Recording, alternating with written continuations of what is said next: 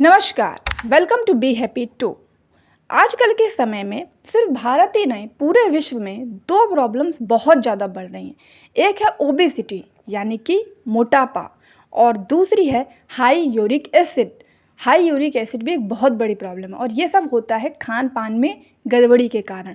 तो ऐसा क्यों होता है, आइए आज के वीडियो में हम देखते हैं।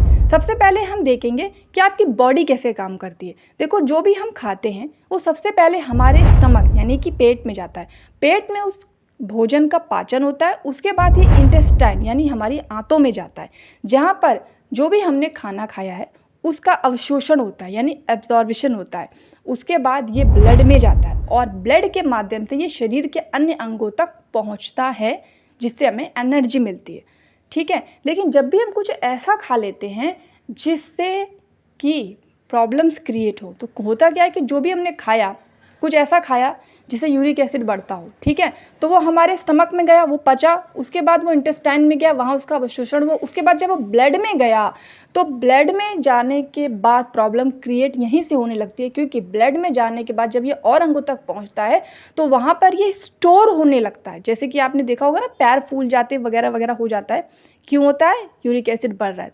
तो जानते हैं यूरिक एसिड होता क्या है। देखो, यूरिक एसिड एक केमिकल है जो हमारी बॉडी में बनता ही है, और ये बनता है जब एक सब्सटेंस ब्रेक डाउन होता है, जिस सब्सटेंस को बोलते हैं प्यूरिन्स। यानी शरीर में यदि प्यूरिन्स बढ़ गया तो यूरिक एसिड भी बढ़ जाएगा। होना चाहिए प्यूरिन्स, लेकिन जितना ज़रूरी है उतना ही होना चाहिए। प्यूरिन्स आपकी बॉडी में तो बनता ही है, इसके अलावा कुछ फूड और ड्रिंक्स में भी पाया जाता है। कौन से फूड? जैसे डेयरी प्रोडक्ट्स हो गया, सी फूड हो गया, अल्कोहल हो गया, प्रोसेस्ड फूड हो गया, इन सब में प्यूरिन्स पाया जाता है। यूरिक एसिड अगर बढ़ता है तो ये हमारी बॉडी में जाकर जॉइंट में स्टोर होता है, इसीलिए जॉइंट्स में प्रॉब्लम्स आती है, जॉइंट्स में सूजन आ जाती, फूल जाते, जिसे गठिया बोल सकते हैं, गाउट बोल सकते हैं।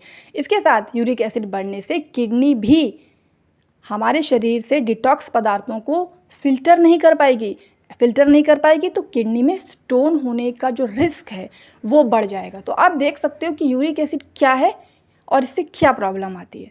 अब देखो कितना यूरिक एसिड होना चाहिए। नॉर्मली रेंज है 3.5 टू 7.2 मिलीग्राम पर डेसीलीटर। इतना यूरिक एसिड है तो नॉर्मल है, लेकिन इससे ज़्यादा है तो हाई यूरिक एसिड है। हाई यूरिक एसिड होने पे क्या सिम्टम्स आते हैं? देखो, पहला तो सीवियर जॉइंट पेन आएगा, यानी जॉइंट्स में बहुत ज़्यादा पेन होगा, खास तौर पर जो अंगूठे के पास नीचे टो है बहुत बड़ा सा बिग हो जाता है।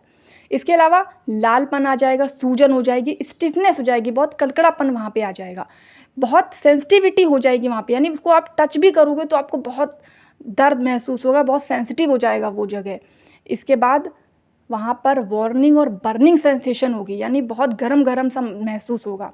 पेन होगा, ऐसा पेन होगा जो बार बार आएगा जाएगा, इस तरीके से होगा। इसे बोलते हैं गाउट का अटैक यानी गठिया का अटैक।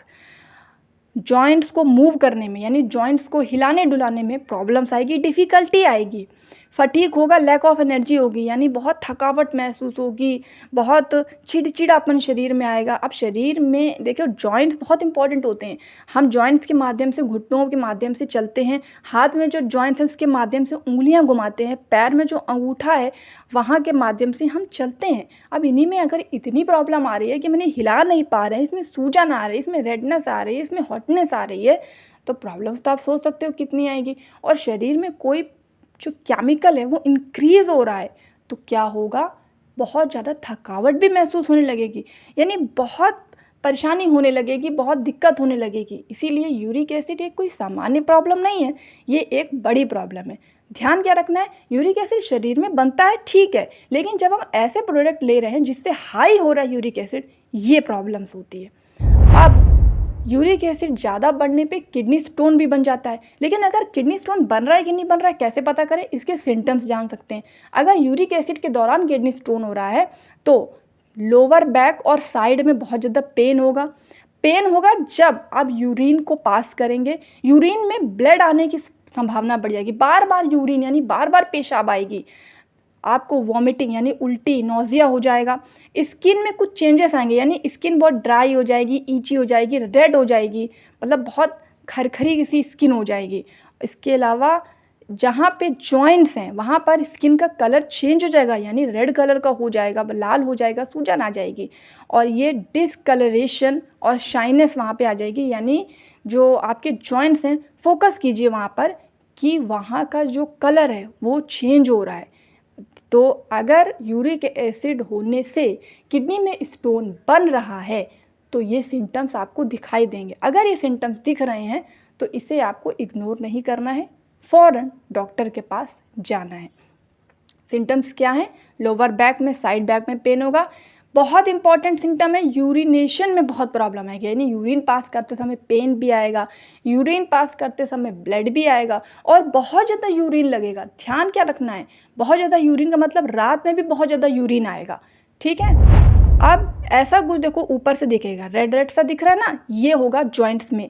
अंदर से क्या होगा, इस तरीके की प्रॉब्लम आ रही है, यानी अंदर तक ये दिक्कत आएगी और टो में देख सकते हो इस तरह का सूजन आ जाएगा।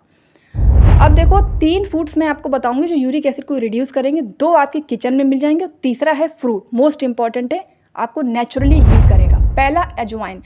देखो अजवाइन में होता है compound thymol. Thymol most important है, जो कि एसिड जो आपके शरीर में बन रहा है उसे कंट्रोल करता है।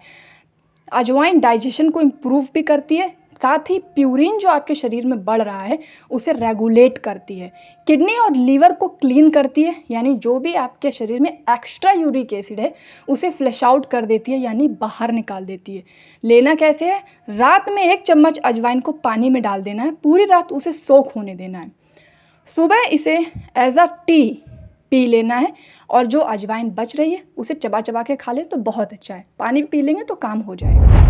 नेक्स्ट है मेथी। मेथी मोस्ट इंपॉर्टेंट है। देखो मेथी में गैलेक्टोमेनन और सैपोनिन्स होते हैं। ये क्या करते हैं, यूरिक एसिड को बाइंड करके फ्लश आउट करवा देते हैं बॉडी से, यानी यूरिक एसिड को इकट्ठा करके बॉडी से बाहर निकाल देते हैं। इसके साथ किडनी को फिल्टर करते हैं, जो को किडनी अगर यूरिक एसिड ज़्यादा बन रहा है तो किडनी उसे निकाल नहीं पाती। लेकिन अगर आप मेथी का पानी ले रहे हो या मेथी ले रहे हो तो ये आपके किडनी को फिल्टर करेगी, यानी टॉक्सिक वेस्ट को बाहर निकाल देगी। अगर आपको केवल गठिया की प्रॉब्लम है, यूरिक एसिड नहीं है, तो भी मोस्ट इंपॉर्टेंट है मेथी, क्योंकि मेथी गाउट के पेन को रिलीज कर देती है, यानी उसको पूरी तरह से खत्म कर देती है। इसके अलावा अगर शरीर में कहीं पे भी दर्द हो रहा है, कहीं भी कोई भी प्रॉब्लम दर्द की है, तो भी मेथी बहुत इंपॉर्टेंट है, क्योंकि ये बेटर है पेन किलर। लेना कैसे है, 1 टेबलस्पून मेथी को पानी में डाल देना है, रात भर उसे सोक कर लेना, सुबह से मॉर्निंग में ले सकते हैं एज अ टी, या फिर आप इसका पाउडर भी वार्म वाटर के साथ ले सकते हैं। अब नेक्स्ट जो है मोस्ट इंपॉर्टेंट है फॉर द यूरिक एसिड, वो है चेरी। ये फ्रूट खाना शामिल कीजिए, बस देखिए आपका कैसे यूरिक एसिड भाग जाता है।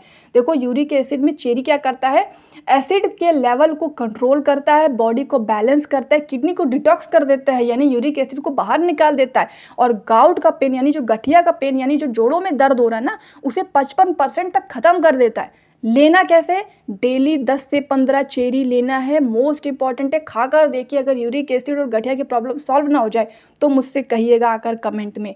और अगर आप नहीं खा सकते हैं, कुछ लोगों को दांत नहीं होते ना, प्रॉब्लम्स होती है, तो आप चेरी का जूस भी ले सकते हैं, लेकिन चेरी का जूस विदाउट शुगर लेना है, कुछ भी मीठा वगैरह कुछ भी डालने की ज़रूरत नहीं, वो ऐसा ही अच्छा लगेगा, फ्रूट है बहुत अच्छा लगेगा। अब देखो ये बेस्ट कॉम्बो है हाई यूरिक एसिड के लिए। चेरी एसिड न्यूट्रलाइजर का काम करेगी, अजवाइन किडनी डिटॉक्स करेगी, मेथी यूरिक एसिड को फ्लश आउट करेगी। अब अगर आपके परिवार में कोई व्यक्ति डॉक्टर बनना चाहता है या बायोलॉजी रिलेटेड किसी भी फील्ड की तैयारी कर रहा है, NEET, pharmacy, nursing, biotechnology, microbiology, dietician, nutrition, तो हमारे नए चैनल बिगनर्स मेडिको को सब्सक्राइब करें, जिसका लिंक आपको डिस्क्रिप्शन में मिल जाएगा। अगर कोई बायोलॉजी से रिलेटेड फील्ड में इंटरेस्टेड है तो आप उसे ज़रूर बता सकते हैं। वीडियो की इन्फॉर्मेशन आपको पसंद आई हो तो वीडियो को लाइक कीजिए, शेयर कीजिए, चैनल पर नए हैं तो सब्सक्राइब ज़रूर कर लें।